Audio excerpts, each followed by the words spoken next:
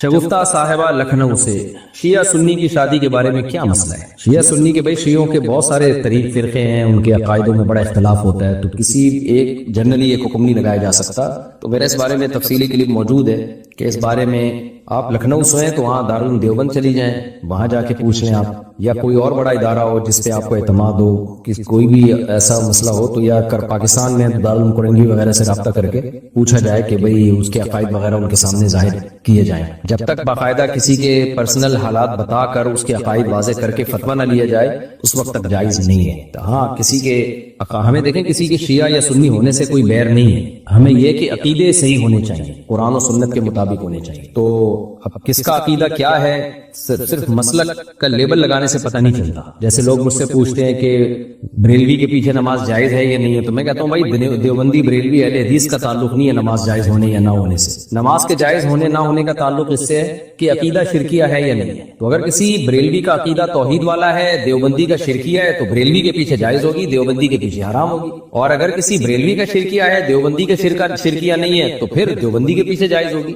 تو امام کے لیے دیوبندی بریلوی اہل حدیث شیعہ ہونا کا میٹر نہیں رکھتا۔ تو میٹر یہ چیز ہے کہ آپ کو پرسنلی کسی کے عقیدے معلوم ہو، پھر بھلے وہ شیعہ کا ہے، اپنے آپ کو دیوبندی کا ہے، بریلوی کا ہے، ہمیں اس سے کوئی بیر نہیں ہے، کوئی مسئلہ نہیں۔ عقیدہ صحیح ہونا چاہیے جو قرآن و سنت نے بتایا ہے، جو تواتر کے ساتھ ثابت ہے۔ تو اس لیے شادی میں بھی ایسے ہی ہے کہ ہمیں اس سے غرض نہیں ہے کوئی دیوبندی ہے، بریلوی ہے، اہل حدیث ہے، جو بھی اسلام کی طرف منسوب ہے نکاح اس سے جائز ہے، بشرطے کہ اس کے عقیدے بھی اسلام ہی کے مطابق ہوں۔ تو جا کے جو ہے نا کسی پرسنلی جب کسی کوئی بھی رشتہ آئے تو پرسنلی اس کے عقائد جا کے باقاعدہ کسی ادارے سے پوچھے، یعنی فتویٰ لیا جائے کہ جی یہ اس کے عقائد ہیں اور یہ اس پہ حلف اٹھا رہا ہے اور اس کے بارے میں مشہور بھی یہی ہے کہ یہ اس کے عقیدے ہیں، تو کیا اس سے میرے لیے نکاح جائز ہے یا نہیں ہے؟ تو وہ پھر آپ کو فتویٰ دیں گے تو اس پر عمل کیا جائے گا۔ ایک جنرلی حکم بیان نہیں کیا جا سکتا اس میں۔ انڈیا سے کسی نے پوچھا ہے کیا احتلام کے بعد آدھے بدن کو دھونا ضروری ہے؟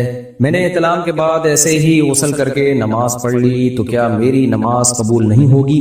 آپ نے اگر احتلام کے بعد غسل کر کے نماز پڑھی تو ہی قبول ہوگی، غسل کیے بغیر پڑھتے تو قبول نہ ہوتی، جب غسل کر لیا تو قبول ہو گئی۔ باقی آدھے بدن کو دھونا ضروری نہیں ہے، جہاں ناپاکی لگی ہو اس ناپاکی کو دھونا ضروری ہے۔ باقی جب غسل کریں گے تو پھر تو پورے بدن ہی کو دھوئیں گے نا، لیکن آدھے بدن کا کوئی تعلق نہیں ہے اس سے، احتلام سے۔ جہاں گندگی لگی ہوئی ہے وہ دھوئیں، تو سنت طریقہ ہے نا فرض غسل کا وہ یہی ہے کہ سب سے پہلے آپ نے کیا کرنا ہے، جہاں جہاں گندگی لگی ہوئی ہے وہ جگہ دھونی ہے اور استنجا کرنا ہے، یعنی شرمگاہ کو دھونا ہے۔ اس کے بعد پھر آپ نے ہاتھوں کو دھو کے پہلے کلی کرنی ہے، 3 دفعہ غرارہ بھی کرنا ہے اگر روزہ نہ ہو، منہ بھر کے کلی کرنی ہے اگر روزہ ہو تو 3 دفعہ ناک میں پانی ڈالیں اور وضو کر لیں، بہتر ہے کہ پورا پراپر وضو کر لیں آپ۔ اس کے بعد پھر سر پہ پانی ڈال کے پوری جسم پہ پانی بہا لیں، یہ افضل طریقہ ہے غسل کرنے کا۔ اور دوسرے درجے میں یہ بھی ٹھیک ہے کہ آپ نے گندگی دور کی، پھر استنجا کیا اور اس کے بعد ہاتھ دھوئے آپ نے، پھر کلی کی، ناک میں پانی ڈالی اور پھر ڈائریکٹ پورا غسل کر لیا۔ پہلے والا طریقہ زیادہ افضل ہے، دوسرا طریقہ بھی ٹھیک ہے، دونوں طریقوں سے سنت کا ثواب ملے گا انشاءاللہ۔ پاکستان سے کسی نے پوچھا میرے ابو میری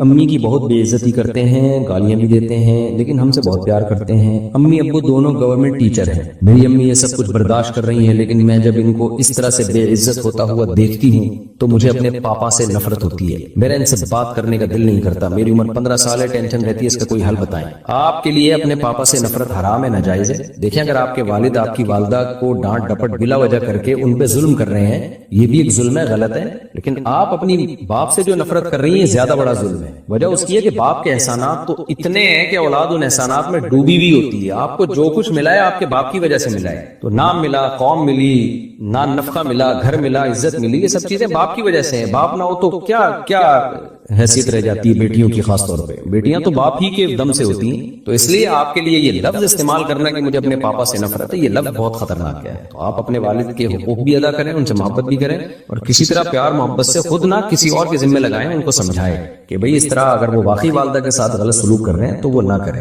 تو آپ کی امی لڑے نا پھر بھی کچھ سمجھ میں آتا ہے، تو آپ کے لیے یہ بالکل سوٹیبل نہیں ہے۔ تو آپ کی امی کو چاہیے نا کہ وہ پاپا سے بولیں کہ واٹ آر یو ڈوئنگ، کیا کر رہے ہو میرے ساتھ، مجھے کیوں بے عزت کر رہے ہو، تو یا کوئی اور بڑا خاندان کا بڑا بات کرے۔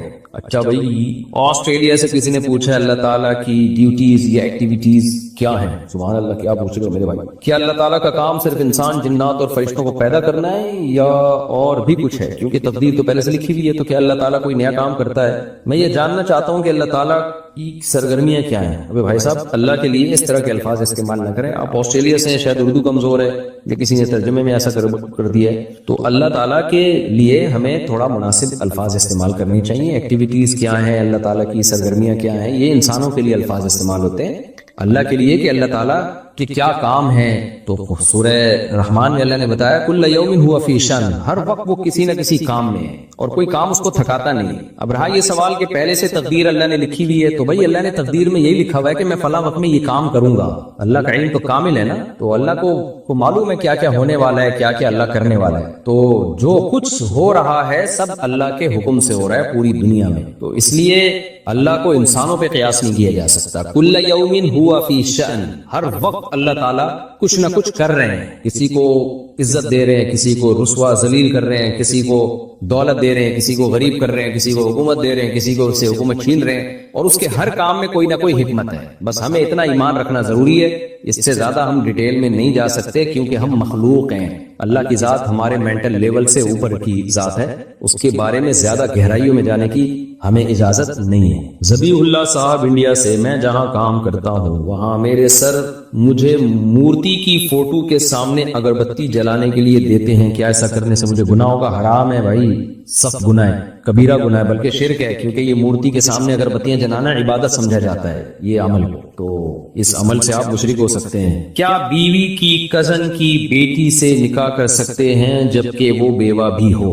جی ہاں، بیوی کی کزن کی بیٹی جو ہے اس سے نکاح کر سکتے ہیں، بیوی کی موجودگی میں بھی، اور اگر اللہ نہ کرے کسی کی بیوی دنیا سے پہلے چلی گئی، ویسے اللہ ایسا کرتا بھی نہیں عام طور پہ، اکثر شوہر ہی پہلے جاتے ہیں، لیکن پھر بھی کزن کی بیٹی سے نکاح ہو سکتا ہے اور بیوی کی موجودگی میں بھی ہو سکتا ہے۔ البتہ بیوی کی جو بہن ہے نا، اس کی بیٹی سے نکاح نہیں ہو سکتا جب تک بیوی زندہ ہے، کیونکہ کسی عورت اور اس کی بھانجی کو آپ نکاح میں جمع نہیں کر سکتے، جیسے عورت اور اس کی بہن کو نہیں کر سکتے، تو ایسے عورت اور اس کی بھانجی کو بھی نہیں، ایک وقت میں یہ دونوں نکاح میں جمع نہیں ہو سکتے۔ لیکن کزن کی بیٹی جو ہے یہ تھوڑا دور کا رشتہ ہے، تو اس سے نکاح ہو سکتا ہے۔ ماہ نور اختر کراچی سے، میرے پاس 6.5 تولہ سونا ہے، پہلے میں زکوٰۃ دیتی تھی مگر میرے پاس نقد رقم نہیں ہوتی، گھر کے اخراجات کی رقم بھی میری ملکیت میں نہیں ہے، اور اگر گھر کے اخراجات کے پیسوں سے میں خرچ کروں تو اخراجات پورے کرنے میں مشکل پیش آئے گی۔ اس صورت میں مجھے کیا کرنا چاہیے؟ کیا اس صورت میں بھی زکوٰۃ دینا لازم ہے؟ نہ دینے سے گناہ ہوگا؟ دیکھیں، زکوٰۃ آپ کو دینی پڑے گی چاہے نقد رقم ہو یا نہ ہو۔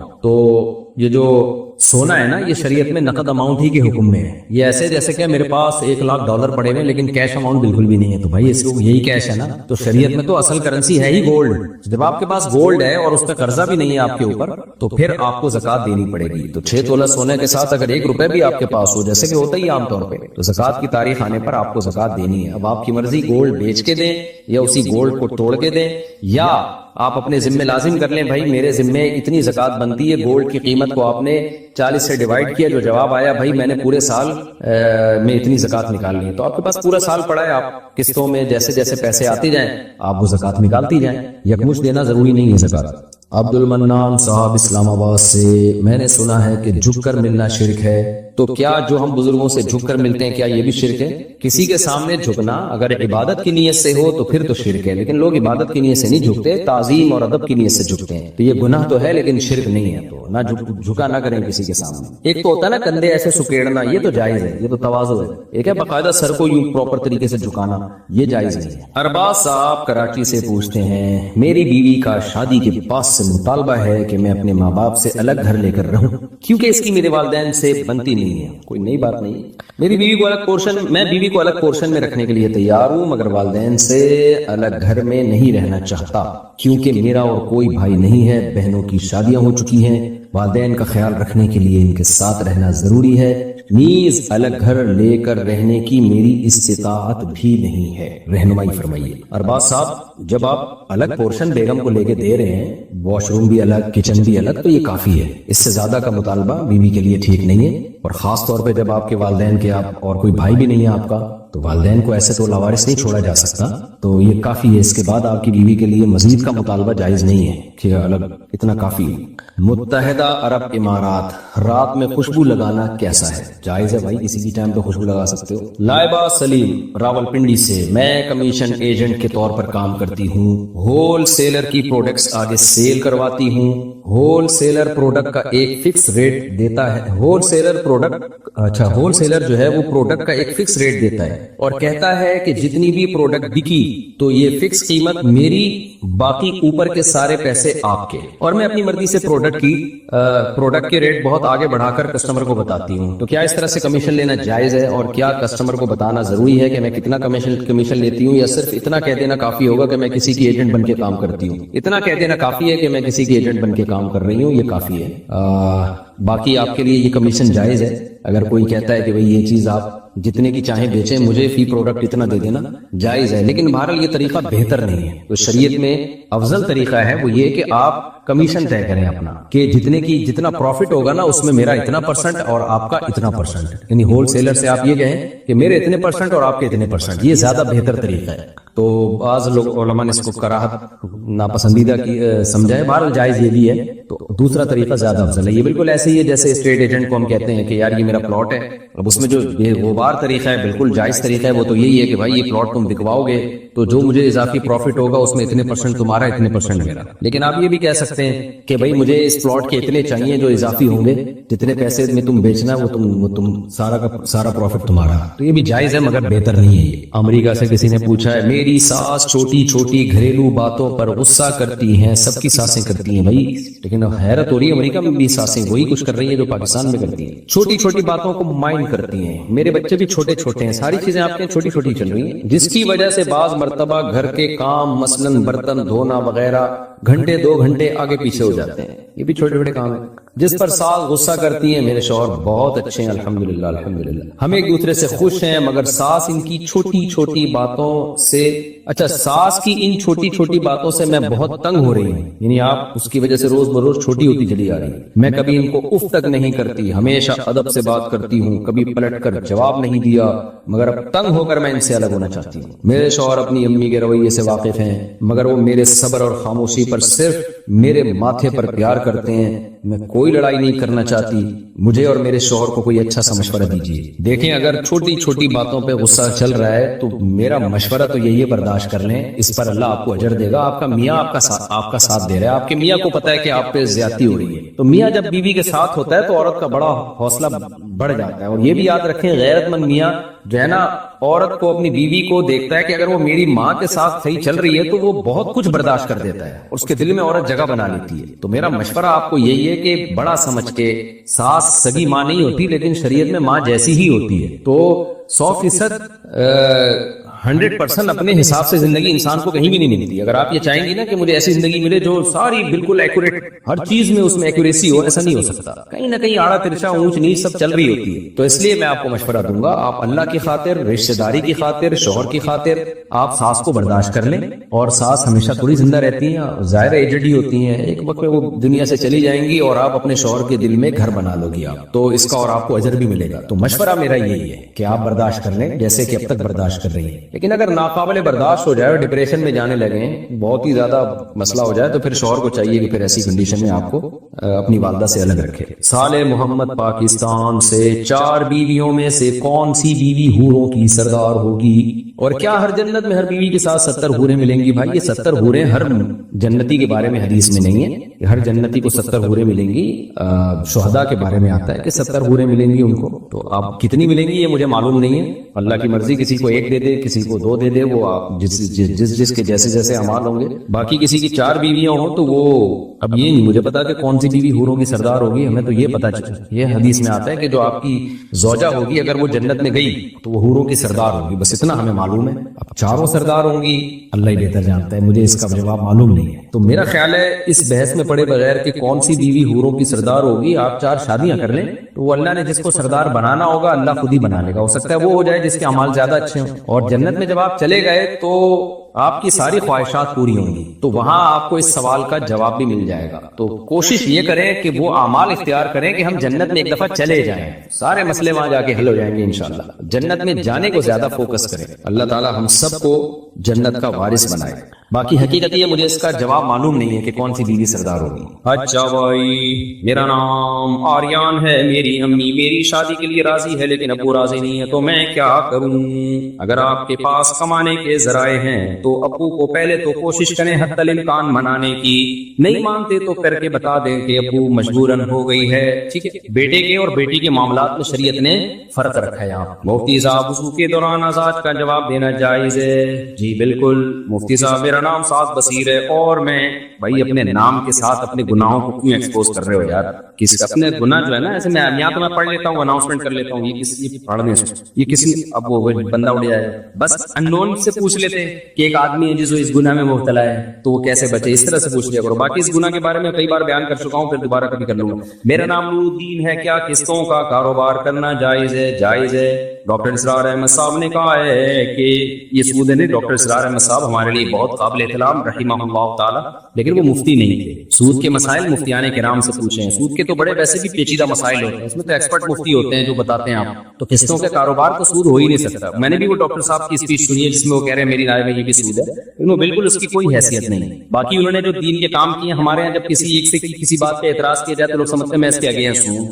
قرآن کی بڑی خدمت کی انہوں نے، جو ہماری نئی جنریشن ہے، جو اسکول یونیورسٹی کالجز کے لوگ ہیں اور اپر لیول کا جو ہمارا طبقہ ہے، اس کے بڑا ان کا اچھا کردار ہے، بڑی محنت کے ساتھ وہ درس قرآن دیا کرتے تھے، اب بھی ان کے درس موجود ہیں، لیکن مسائل کے معاملے میں آپ مفتیان کرام سے پوچھو گے تو سود سے اس کا کوئی تعلق نہیں ہے۔ بلکہ یہ جو آیت نازل ہوئی ہے نا، احل اللہ البیع وحرم الربا، مشرکین مکہ نے کہا تھا کہ سود کیوں حرام ہے، وہی پوچھا نا انہوں نے شیطان والا کام کہ کیوں حرام ہے۔ انہوں نے کہا جب قسطوں پہ ہم یعنی خرید و فروخت جب ہم کرتے ہیں تو اس میں بھی تو پروفٹ ہوتا ہے ہمارا، تو وہاں بہت سے مفسرین نے لکھا ہے کہ وہاں بیع سے ان کی مرادی قسطوں والی خرید و فروخت، کہ قسطوں پہ جب ہم چیز لیتے ہیں تو اس میں پروفٹ، جب ہم چیز بیچتے ہیں قسطوں پہ ادھار پہ تو ہم اپنا مارجن کیا رکھتے ہیں؟ زیادہ۔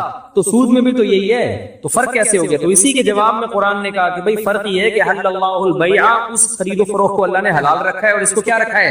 حرام رکھا ہے۔ کسی بھی چیز کی کیش پیمنٹ کم اور ادھار پہ اس کی پیمنٹ زیادہ ہو سکتی ہے، شرعاً جائز ہے۔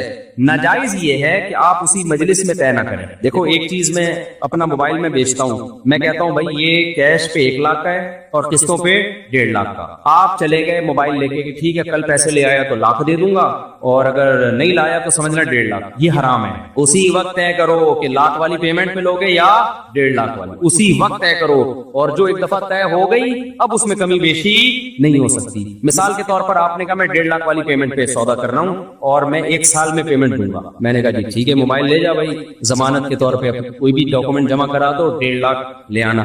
کل آپ آئے کہہ رہے یار ایسا کر یہ 1 لاکھ پکڑ اور باقی قسطیں معاف کر، اب نہیں ہو سکتا، سمجھ رہے ہو؟ اب اگر جلدی دی تو اس کی بیس پہ ڈسکاؤنٹ نہیں ہو سکتا، دیر کی تو قیمت میں اضافہ نہیں ہو سکتا۔ مثال کے طور پر سال کے بعد بھی ابھی تک نہیں دی، اب میں کہوں بھائی سال کے بعد جتنی تاخیر ہوگی نا پینلٹی لگنا شروع ہوگی، یہ کیا ہے؟ ناجائز، بشرطے کہ وہ پینلٹی آپ کے پروفٹ کا حصہ ہو، سمجھتے ہو؟ یہ ناجائز ہے۔ اچھا بھائی، میں امریکہ میں رہتا ہوں اور دوسری شادی پاکستان میں کرنا چاہتا ہوں کیونکہ امریکہ میں ایک شادی الاؤ ہے، کیا میں پاکستان میں شادی کر کے بیوی کو رکھ سکتا ہوں؟ دوسرا سوال یہ کہ میں 5 وقت میں سے صرف 4 وقت کی نماز پڑھتا ہوں کیونکہ میری آنکھ فجر میں نہیں کھل پاتی، آپ مجھے آسان حل بتا دیں۔ آپ فجر میں بہت پاورفل الارم لگائیں اور دور رکھیں اپنے بیڈ سے، جب وہ پاورفل الارم بجے گا آپ اٹھ کے جائیں گے اسے بند کرنے کے لیے، اس سے پہلے کہ محلے والے آپ کو بند کرنے کے لیے آ جائیں، یا آپ کی بیگم چیخنا شروع کر دے اور خلا کا کیس دائر کر دے کہ یہ بندہ روزانہ ہمارے گھر میں صبح صبح ڈول ڈمکے ہو رہے ہوتے ہیں، تو آپ دور رکھیں الارم اور اسے بند کرنے کے لیے جب آپ جائیں گے تو آپ کی آنکھ بھی کھلے گی اور آپ کی نیند بھی کافی حد تک کم، اور واش روم کے قریب رکھیں وہ، تو وہیں واش روم وہیں بند کرنے کے لیے واش روم میں گھس جائیں، وہاں سے جیسے ہی واش روم میں گھرے ٹن مارا، ہمارے یہاں ایسے ہی ہے واش روم، یہاں سے یوں کر کے ٹن مارنا پڑتا، واش روم یوز کیا، پھر آپ نے کیا کیا؟ فوراً پانی مار دیا آنکھوں پہ، بس پھر بھی اگر نماز نہیں پڑھتے اس کا مطلب بھائی آپ کو نماز پڑھنا شوق ہی نہیں ہے، یہ نسخہ استعمال کریں انشاءاللہ آنکھ کھلے گی۔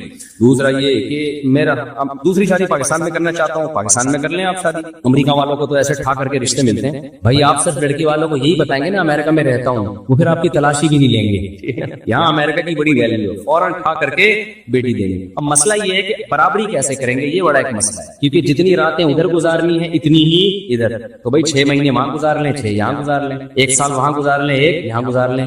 ये भी मुमकिन नहीं है तो दूसरी वाली को पहले बता दें कि मैं इस शर्त पे शादी कर रहा हूं कि मैं आपको रातों के मामले में प्रॉपर टाइम नहीं दे सकता, क्योंकि वहां मेरी ड्यूटी ज्यादा है, मुझे 1 महीने की छुट्टी मिलती है तो साल में 1 महीना गुजारूंगा, 9 महीने 11 महीने उस बीवी के साथ। तो अगर आप इस पे खुश हैं तो मुझसे शादी कर लें, अदरवाइज वो नहीं करेगी शादी। तो जो मजबूर औरत होगी वो कर लेगी। Something is better than nothing के उसूल को सामने रखते हुए बहुत सी ऐसी औरतें होती हैं, चलो यार मियाँ तो मिल गया ना, खर्चा तो मिल रहा है ना, इसमें फिर भी औरत का बहरहाल फायदा है। क्या है फायदा? है ना कि वो जो मजबूर होगी वो करेगी, जो मजबूर नहीं होगी वो कहेगी नहीं भाई मैं नहीं कर रही, तो ये उसको हक अल्लाह ने दिया, वो कहे मैं नहीं करती। तो ये इस तरह से फिर की जा सकती है, अदरवाइज फिर तो बराबरी तो बहरहाल जरूरी है। आपसे गुजारिश है कि मैं आपसे डायरेक्ट कांटेक्ट करना चाहता हूँ।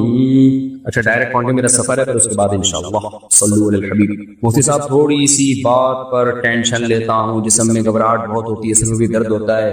देखो ये बाज दफा को थोड़ी सी बात पे जो टेंशन ले रहा होता है ये फिजिकली कोई फॉल्ट होता है इंसान की बॉडी में, तो ये आप डॉक्टर को भी बता सकते हैं। एक तो नॉर्मल आदमी थोड़ी सी बात पे टेंशन ले रहा है, ये रूहानी फॉल्ट है। ये कौन सा फॉल्ट है? रूहानी फॉल्ट। इसका हम इलाज करेंगे। लेकिन बाज दफा एक आदमी कमजोर है, खून की कमी है, या वो ब्लड प्रेशर का मसला है उसके साथ, या शुगर कम हो जाती है, ये सब चीजों की वजह से भी इंसान को छोटी छोटी बातें, नींद ही पूरी नहीं हुई एक आदमी की, जागा हुआ है कब से, तो वो तो टेंशन लेगा ना। तो इसका हल डॉक्टर के पास होता है, इसका हल मौलाना के पास। तो प्रॉपर नींद डॉक्टर को बता दें भाई प्रॉपर नींद हो रही है कि नहीं हो रही, या वगैरह वगैरह वगैरह। तो ये वजीफों में ना पढ़ाया, वजीफे सुबह शाम अल्लाह का जिक्र बस वैसे ही किया करें। तो कमजोरी की वजह से इंसान जल्दी टेंशन लेता है, समझते हैं? तो एक्सरसाइज करें, खाएं पिए, फोड़े थोड़े, एकदम पावरफुल हो जाएंगे तो टेंशन लेना खत्म हो जाएगी। हकीकत बता रहा हूं। मुफ्ती साहब अल्लाह पाक आपकी उम्र बरकत, हम दो भाई पाकिस्तान नेवी में फौजी, हम दोनों भाइयों को अभी तक रिश्ता नहीं मिला है। अबे फौज में बंदा होता है ठक्कर के रिश्ता मिलता है यार, पता नहीं ये कैसे लोग हैं यार। लड़की वालों को जब बताया हमारा बेटा आर्मी में है या नेवी में है, तो हमें तो मुशाहिदा ये है कि ठक करके वही स्टेबल है ना। फिर फौज का एक सिस्टम इतना अच्छा है कि वो उसमें पोस्ती होते नहीं है। दामाद सबसे घटिया दामाद कौन सा होता है? जो पोस्ती हो, पड़ा रहता हो, हिलता ना हो। फौज में होने का मतलब है कि ये हिलाएगा, ठीक है ना। ऐसा नहीं हो सकता कि ये हिले नहीं। वो तो हमारे वालिद साहब फौज में थे ना, मैं पता है नेवी में थे, इतने फुर्तीले थे, सुबह सुबह उठ के 4 बजे जॉगिंग कर रहे हैं, तहज्जुद पढ़ रहे हैं। जॉगिंग तो नहीं है, एक्सरसाइज घर में करते थे, तहज्जुद पढ़ते हैं, फिर रोजाना पाबंदी से नहाना, टाइम पे सोना, टाइम पे उठना। थे मजहबी, क्योंकि तिलावत टाइम पे, हमने नहीं देखा कभी उन्होंने तिलावत का नागा किया हो, तहज्जुद का नागा किया हो, उनकी एक रूटीन थी। तो फौज में जो होता है अक्सर उसको रिश्ता मिल जाता है। तो इसलिए मुझे नहीं पता आपको क्यों नहीं मिल रहा। डिजाइनिंग भी सही होगी, क्योंकि डिजाइन अगर सही ना हो तो भी फौज में सिलेक्शन, फौज में डिजाइनिंग भी देखी जाती है। डेंटिंग पेंटिंग का ज्यादा काम है तो रिजेक्ट कर देते हैं वो, बहाना कुछ भी बना लेंगे, आपके नंबर अच्छे नहीं है, लेकिन वजह ये होती है कि आप अच्छे नहीं लग रहे हमें बिल्कुल भी, ठीक है ना। तो हाँ, एक चीज फौजियों में कंप्लेंट आती है, बास खवातीन की शादी किसी फौजी से होती है तो कहते हैं अखलाक ठीक नहीं है। ये फॉल्ट हो सकता है किसी फौजी में, अखलाक क्या ना हो, गुस्से का तेज हो, ये हो सकता है, तो किसी में भी हो सकता है। इस वाले फॉल्ट का वहां इलाज, ये ऑफिसर में ये फॉल्ट की कंप्लेंट ज्यादा है ना। तो हर तरह के लोग आते हैं मिलने के लिए, तो किसी कमीशन ऑफिसर से शादी हो गई तो खातून को ये शिकायत होती है, ये ऑर्डर देता रहता है बस, ठीक है ना।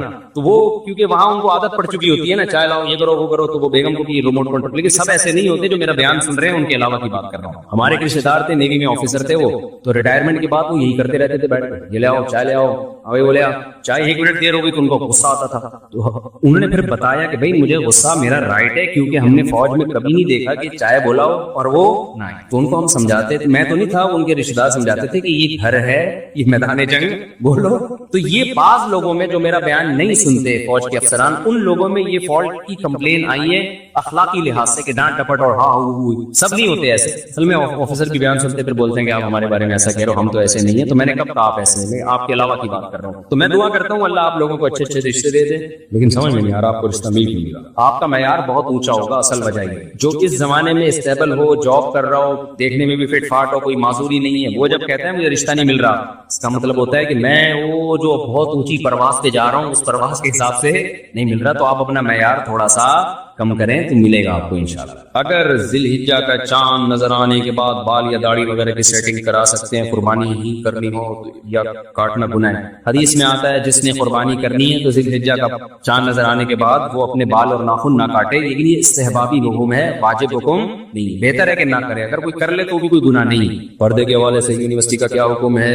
کو ایجوکیشن کا زمانہ ہے, وہی حکم ہے جو نبی کے دور میں حکم تھا. نظر کی حفاظت کرنی ہے, نامحرم لڑکیوں سے فری نہیں ہونا. یہ حکام اسلام کے چینج نہیں ہوئے. جس طرح رزق بیوی لکھ دی گئی ہے, اس طرح جنت جہنم بھی لکھ دی گئی ہے. جی ہاں, ہر چیز لکھی ہوئی ہے, کیونکہ اللہ کو پہلے سے پتا ہے کون کیا کرے گا, تو سب کچھ پہلے سے طے شدہ ہے. اب آپ کہہ سکتے ہیں جب طے شدہ ہے تو ہم عمل کیوں کریں؟ تو عمل بھی پہلے سے طے شدہ ہے, اور وہ ہمیں کرنے کے بعد پتا چلتا ہے کہ لکھا ہوا کیا تھا. کرنے سے پہلے پتا نہیں چلتا, اس لیے کر لو, ہو جائے گا, پتا چل جائے گا کہ لکھا ہوا تھا کہ کرنا ہے, ٹھیک ہے نا. نہیں کرو گے تو نہیں کرنے کے بعد پتا چلے گا کہ کیا لکھا ہوا تھا, عمل نہیں لکھا ہوا تھا. اور جس کی قسمت میں عمل لکھا ہوتا ہے اس کی قسمت میں جنت, جس کی قسمت میں بدعملی اس کی قسمت میں جہنم. تو اس سے عمل کی ویلیو کم نہیں ہوتی بلکہ بڑھ جاتی ہے. سمجھتے ہو؟ ہم سے پہلے, جمعہ سے پہلے اور جمعہ کے بعد کتنی رکعتیں ہوتی؟ 4 رکعتیں ہیں. بعض ائمہ 6 رکعتوں کے قائل ہیں جمعہ کے بعد, وہ بھی ٹھیک ہے, لیکن 4 پر بھی فتویٰ ہے. میرے گھر بیٹی کی پیدائش ہوئی ہے, کوئی اچھا سا نام بتا دیں. بھائی اس طرح تو بہت سارے اچھے سے نام ہیں. ایسی صورت میں آپ 4-5 نام سلیکٹ کر کے دیا کریں کہ ان میں سے کوئی اچھا سا بتا. تو